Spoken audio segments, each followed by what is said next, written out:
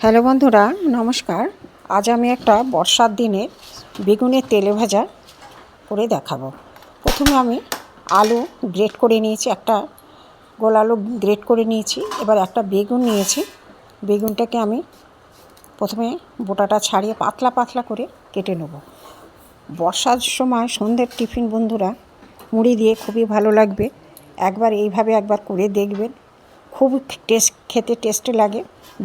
বেগুনের অনেক রকম রেসিপি খেয়েছে, এই রেসিপিটা একবার ট্রাই করে দেখবেন, খুবই ভালো লাগে খেতে। প্রথমে আমি বেগুনগুলো একটু মাঝারি ধরনের বেগুন নেবো, খুব ছোটো নেবো না, মাঝারি ধরনের বেগুন পাতলা পাতলা করে কেটে নেবো। কেটে নিয়ে আমি একটা বাটিতে জল নিয়েছি, নুন নিয়েছি।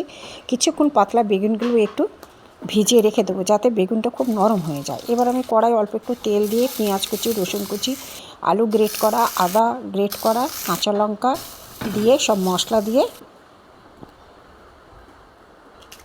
ডিম কর্নফ্লাওয়ার নিয়েছি 2 চামচ, ডিম দিয়েছি। ডিম দিয়ে আমি একটা ব্যাটার তৈরি করে নেব।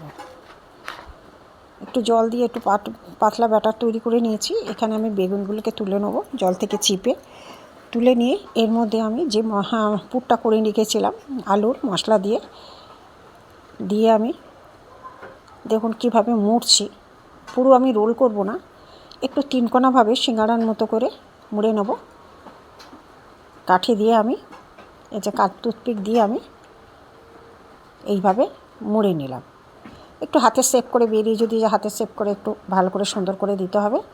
দেখুন হয়ে গেছে আমার। এখানে আমার কর্নফ্লাওয়ার আর ডিমের যে গোলাটা করে রেখেছি আমি, মিশ্রণটা, ওর মধ্যে আমি প্রথমে ডুবিয়ে দেবো, দিয়ে ডবল কোট করে নেবো।